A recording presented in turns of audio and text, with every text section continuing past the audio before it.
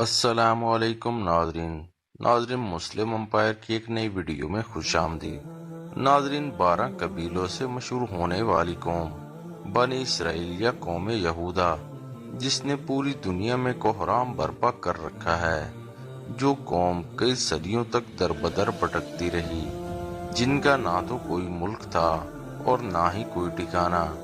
کسی طرح یہودی قوم سرزمین فلسطین کو ہمیشہ سے اپنی جاگیر سمجھے ہوئے ارض فلسطین پر قبضہ کرتے چلے گئے۔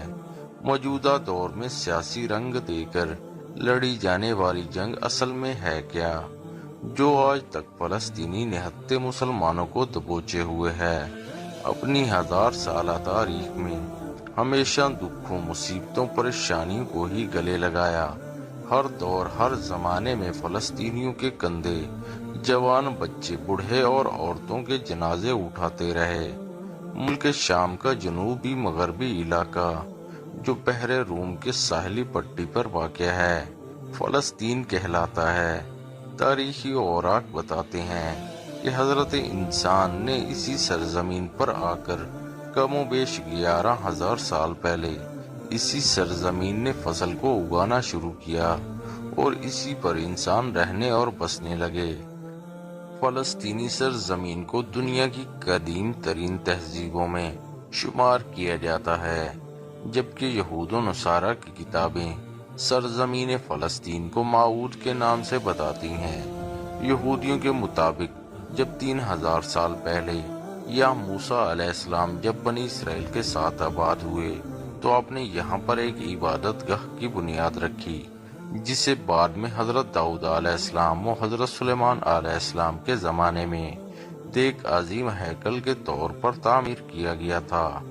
مگر عیسائیت کا ماننا ہے کہ بیت الحم، یعنی وہ مقام جہاں پر حضرت عیسیٰ علیہ السلام کی پیدائش ہوئی تھی، وہ بھی فلسطین کے شہر یروشلم میں ہی ہے اور آپ یہیں پر سے ہی مصلوب کیے گئے، جبکہ اسلام میں اللہ کا کلام قرآن مجید میں اسے پاک سرزمین اور بابرکت نام کہا گیا ہے۔ اسی مقام کی طرف ہمارے پاک نبی حضرت محمد صلی اللہ علیہ وآلہ وسلم 16 یا 17 مہینے رخ کر کے نماز ادا فرماتے رہے۔ حضور اکرم صلی اللہ علیہ وسلم سفر معراج کے موقع پر بھی اس مقام پر تشریف لائے اور تمام انبیوں کی امامت کر کے نماز پڑھائی۔ بیت المقدس کو مسجد الحرام اور مسجد نبوی کے بعد تیسرا حرم قرار دیا گیا ہے۔ خلیفہ ثانی جناب حضرت عمر فاروق رضی اللہ تعالیٰ عنہ کے دور خلافت میں 638 عیسوی میں سرزمین فلسطین کو آزاد کرا لیا گیا۔ یہ علاقہ اس وقت روم کے عیسائیوں کے قبضوں میں تھا۔ مسلمانوں کے خلیفہ ثانی نے اس سرزمین پر تشریف لا کر سب سے پہلے اس چٹان پر مسجد بنانے کا حکم دیا۔ یہ وہی چٹان تھی جہاں سے نبی اکرم صلی اللہ علیہ وسلم نے معراج پر جانے کا سفر شروع فرمایا تھا۔ یہ مسجد آج مسجد الاقصیٰ کے نام سے پہچان رکھتی ہے۔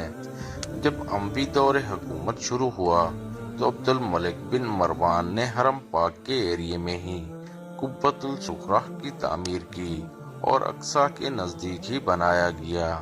وقت گزرتا گیا، حالات، واقعات بدلتے رہے۔ تاریخی حساب سے ارض فلسطین تقریباً 500 سال تک مسلمانوں کے ہی قبضے میں رہا۔ یہ علاقہ اس وقت عربی تہذیب، ثقافتی لحاظ سے اپنا ایک منفرد نظام رکھتا تھا۔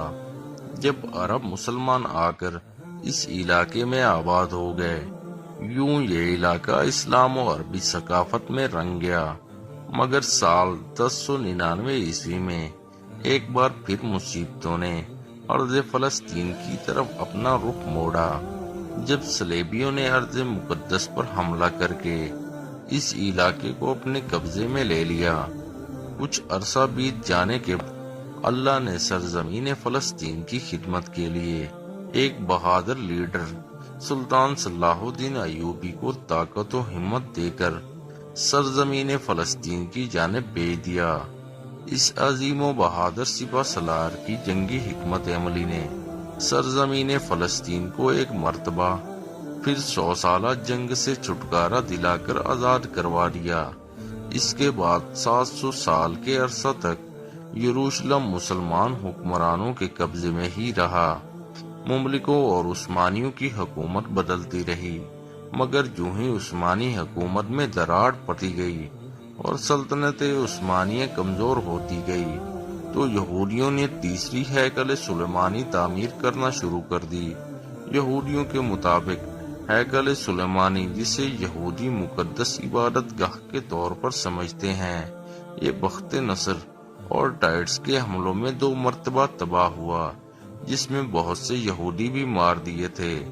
یہودی قوم کا اب ایک ہی مقصد تھا کہ وہ کسی طرح اس ہیکل سلیمانی کو پھر سے تعمیر کر سکیں اور قیامت سے پہلے ایک یہودی ریاست کو قائم کر کے دجال کا استقبال کر سکیں، جس کے ساتھ مل کر وہ پوری دنیا پر یہودی حکومت قائم کر سکیں گے۔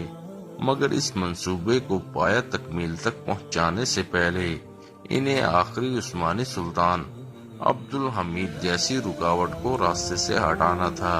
حضرت سلیمان علیہ السلام کے دور میں کے بعد یہودی قوم کا اپنا کوئی ملک تو نہ بچ سکا اور یہودی در بدر بھٹکتے رہے۔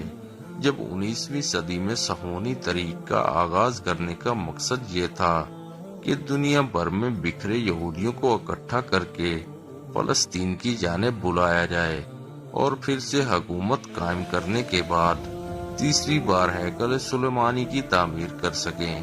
سلطنت عثمانیہ کا خاتمہ جب پہلی عالمی جنگ کے موقع پر ہوا تو فلسطین برطانیہ کے قبضے میں چلا گیا اور یورپی ممالک صہیونی طریق کی حمایت کرتے ہوئے دنیا بھر کے یہودیوں کو فلسطین میں اکٹھا کرنا شروع کر دیا۔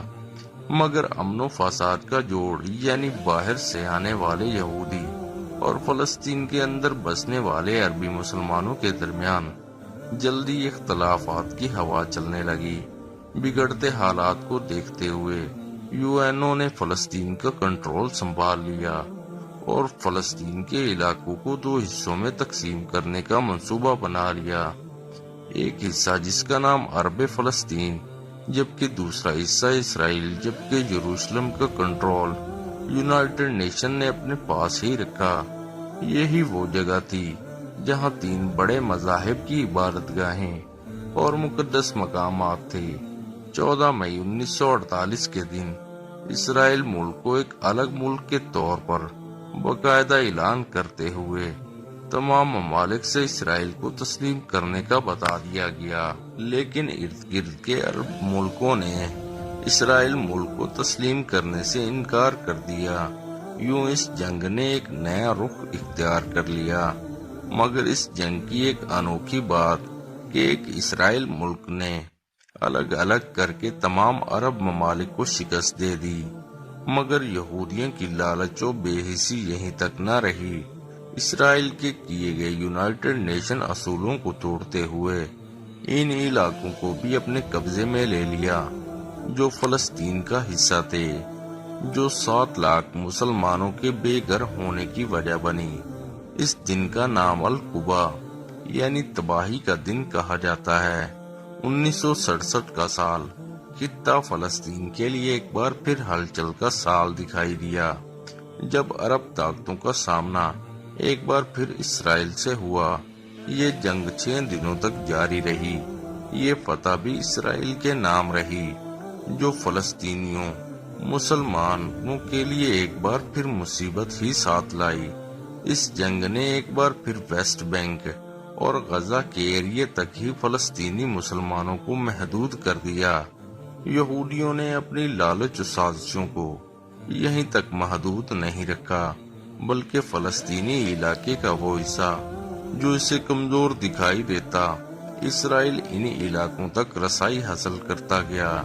اسرائیل کا مقابلہ کرنے کے لیے کئی تحریکیں سامنے آئی، مگر گزرے 20 سالوں میں قتل غارت، جھڑپیں اور خون ریزی کا سلسلہ جاری رہا۔ سرزمین فلسطین آج مسلمانوں کے خون سے لال دکھائی دیتی ہے۔